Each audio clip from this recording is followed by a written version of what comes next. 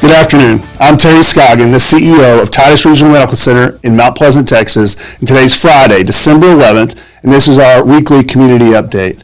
Well, thank you for joining us this afternoon, and we're going to start this week with our COVID numbers and where we're at. From an East Texas perspective, we continue to maintain the third surge that we've experienced for the last 30 to 45 days.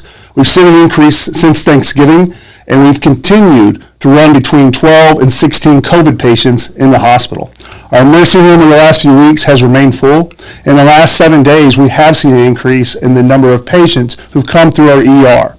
If you look at our region, you can see at the bottom is the availability over the last 2 weeks, since December 1st, of ICU beds in our region.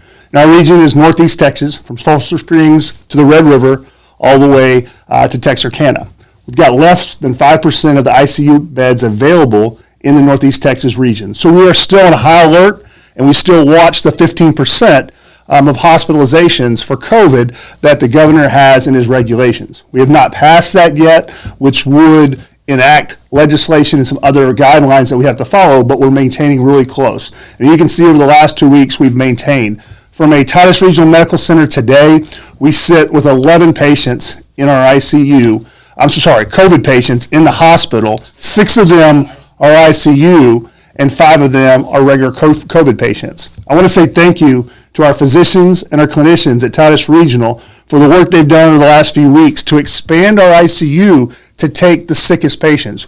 We were maxed at 4 ICU patients for COVID, and over the last few weeks, we've been able to retrofit some rooms and do some logistics in order to handle 6 ICU patients with COVID. So it's a big win for our health system and our community. But as of today, we have 11, which is down from the 16 that we had at the end of last week. The problem is we've seen sicker patients. And with that 6 in the ICU, that's the thing we're watching closely. So I want to reemphasize from a perspective of keeping social distancing, wearing your mask, washing your hands, sanitizing. As we go into the holiday season and the Christmas parties, again, guys, this is our new norm. And I'm not asking everybody to lock themselves at home or in a closet. We have to live our lives, and we have to adjust to the new norms. So I encourage you to wear your mask. Try and limit the hugging and the high fives and those things as we go through the next few weeks. But wear your mask, social distance, and we'll all do our part to mitigate this spread. And we truly appreciate what you're doing.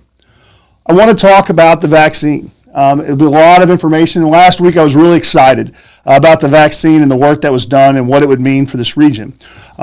We're close to the shipment of the first vaccine. Texas will receive 1.4 million. Just after the airing of this episode last week, I received from the state of Texas that no rural hospital in the state of Texas would be involved in the first shipment of the vaccine.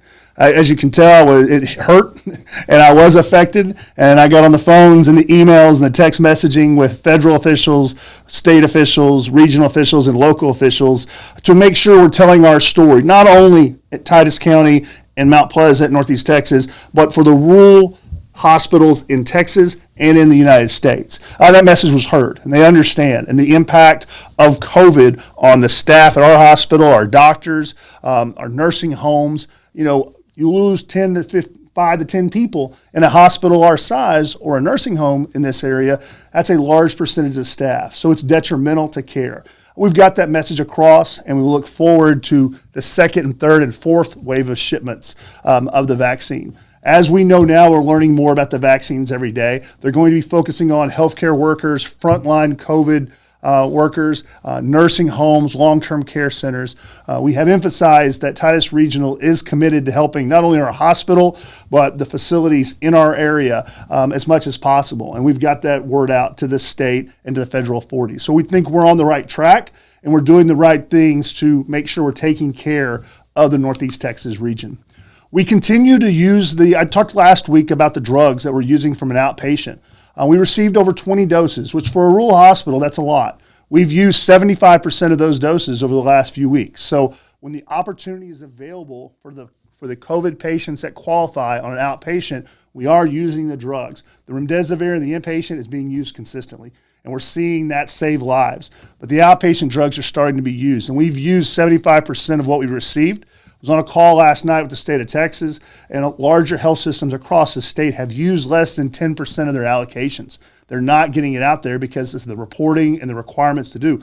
We were nimble, and we made those changes quickly. And we just want to shout out to our pharmacy team, Ruth and her team, Kathy Griffiths and the clinical team, Dr. Thurman, and all the members of the medical staff who were able to get that outpatient drug into the infusions that we needed for our community. So it was a great thing. Want to continue to thank our friends at All American Testing and put their website out there. They're 7 days a week. They have testing available. Their turnaround times continue to be great. So thank you for the group over there and the work they're doing. They're the corner of 20th and Mulberry. If you go to their website, there's a registration process. I've helped my mom with that several times and done that with her to get her tested so she can see my dad on a consistent basis. And I just want to say thank you to the team over there for the work they're doing for our community. You know, as we get ready for the holiday season, COVID has changed. All Is Bright is a big deal for us, and we've always enjoyed the celebration for All Is Bright. But this year, All Is Bright means so much more.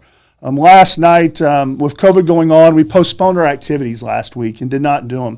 We decided made a decision not to decorate in the hospital to the extent we've had, but I wanted to celebrate the holiday season and send a message. We decided to go outside with it. And I want to thank our friends, Tracy Smith and her team, for the work that was done. It was a lot of different people involved to make this happen, but we were able this week to build a Christmas tree out on the north side of the hospital. And last night, we did not have a ceremony. We didn't have a huge celebration with COVID. We just wanted to light it and send a message. And Michael Sines is our cath lab and our imaging team at Titus. And Michael was one of the survivors and one of the group in May who was impacted.